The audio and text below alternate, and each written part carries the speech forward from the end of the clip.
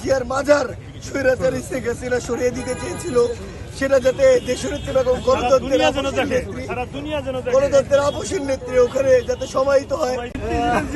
পাশে যেন তাকে সাহায্য করা হয়। আমাদের নেতা তারেক রহমানের কি অবস্থা, এইসব কিভাবে সহ্য করবেন? এবং সরকার দীর্ঘ সময় ওনার সুচিকিৎসা থেকে বঞ্চিত করেছেন, দেশের বাইরে যেতে দেননি, উনি ধীরে ধীরে নিঃশেষ হয়ে গিয়েছেন। উনি আমাদের জনতার জন্য, দেশের জন্য যেমন করেছেন, গত সরকার তাকে বঞ্চিত করেছে চিকিৎসা থেকে। আমরা তার ভালোবাসা থেকে এখন বঞ্চিত হব। আল্লাহ যেন আমাদেরকে এইসব কাটিয়ে ওঠার তৌফিক দান করে, এটাই শুধু প্রার্থনা করি মহান রবের কাছে। এবং দেশটা যেন কোনো অস্থিতির অবস্থায় না যায়, দেশটা যেন শান্তি শৃঙ্খলা থাকে, কোনো দুষ্কৃতিকারী যেন এই সুযোগে দেশটাকে ধ্বংস করে দিতে না পারে।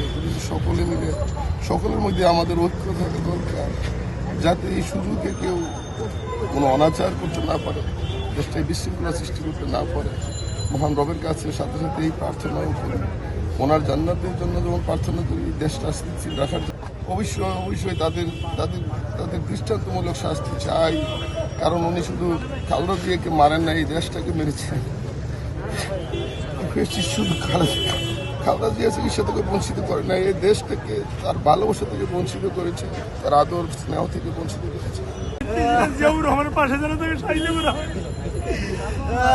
আমাদের নেতা তারেক রহমানের কি অবস্থা, এইসব কিভাবে সহ্য করবেন?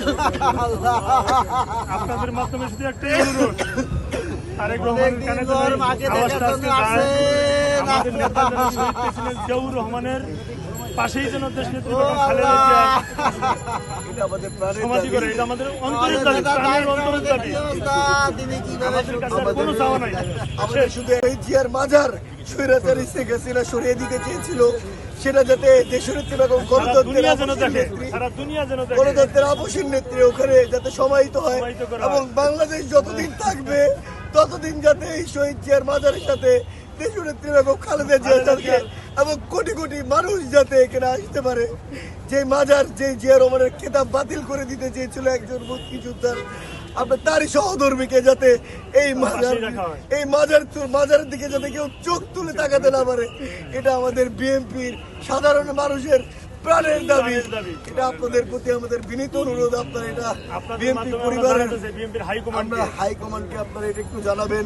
আর আমি চাই না, আমি সবাই জানাই দিলাম যে